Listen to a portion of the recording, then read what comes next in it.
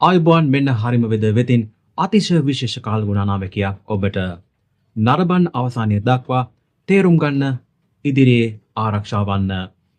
හරිම වෙද මේ දිනවල පුන පුනා ඔබ දැනුවත් කළ කැළඹිලිකාරී තත්ත්වය මේ වන විට ස්ථාපිතව පවතිනවා.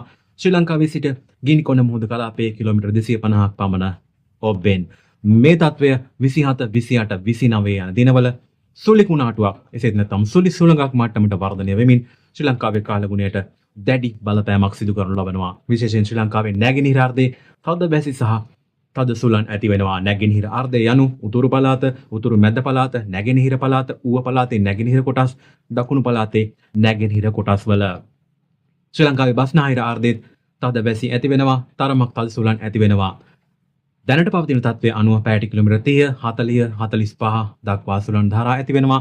මෙයට සූදානම් වන්න ඔබගේ පරිසරය සූදානම් කරගන්න, ගස් සතු ආදී ඉවත් කරගන්න, සුළඟෙන් හානියක් විය හැකි, තද වැස්සෙන් හානියක් විය හැකි සියලුම දෑ කළමනාකරණය කරගන්න හරිම වෙද ඔබට පුන පුනා මෙන්න ශ්‍රී ලංකාවේ ප්‍රථම වරට තහවුරු කර අනතුරු හැඟවීම් නිකුත් කරනු ලබනවා. දිනපතා නිතිපතා හරිම වෙද අනාවේකි නරඹන්න, subscribe කරන්න, like කරන්න, comment කරන්න, follow කරන්න, share කරන්න සියලු සමාජ මාධ්‍ය තුල හරිම වෙද ඊ타ත්ම හොඳින් ක්‍රියාත්මක වනවා. එසේනම් මෙන්න නිල වශයෙන් සුලිසුලුකක් මට්ටමට මේ වර්ධනය වනවාමයි ගමන් කරනු ලබන්නේ ශ්‍රී ලංකාවේ බෙරළට ආශ්‍රිතව ශ්‍රී ලංකාව හරහා යෑමක් සිද්ධ වන්නේ නැහැ.